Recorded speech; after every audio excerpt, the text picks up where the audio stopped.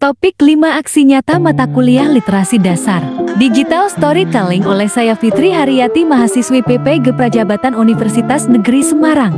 Literasi merupakan keterampilan seseorang dalam hal membaca, menulis, berbicara, menghitung, serta memecahkan masalah dalam kehidupan sehari-hari. Secara umum, relasi diartikan sebagai keterampilan menerima informasi, mengolah informasi, serta menyampaikan kembali informasi yang diterimanya.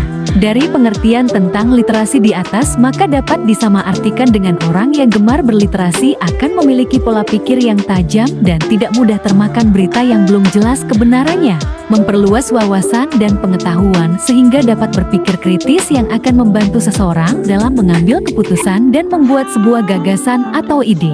Dengan literasi membuat otak bekerja secara optimal yang akhirnya dapat mengasah kemampuan menangkap dan memahami informasi yang didapat. Kemampuan verbal pun akan meningkat dengan sendirinya. Sebagai seorang calon pendidik, kontribusi saya untuk membudayakan literasi dapat saya mulai dari pembiasaan diri dengan literasi yang baik dan benar.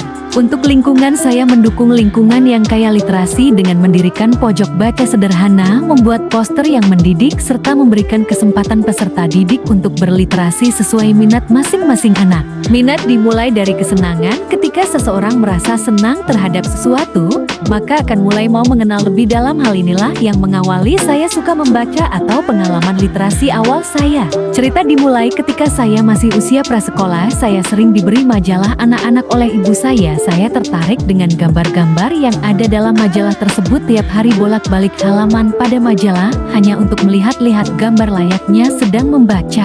Meskipun saat itu saya belum bisa membaca dan belum mengenal huruf, saya sudah tertarik dengan cerita seri bergambar. Saya tertarik bagaimana dengan alur cerita yang tertulis pada gambar tersebut. Sejak saat itu, saya mulai meminta bantuan kepada orang dewasa untuk membacakannya. Memasuki usia TK, saya sudah dikenalkan pada huruf-huruf. Saya lebih tertantang untuk membaca huruf-huruf yang menurut saya cetakan pada majalah tersebut menarik, seperti warna dan ketebalan, serta gaya huruf yang menurut saya menarik. Satu persatu saya baca meskipun belum dapat merangkai menjadi kata.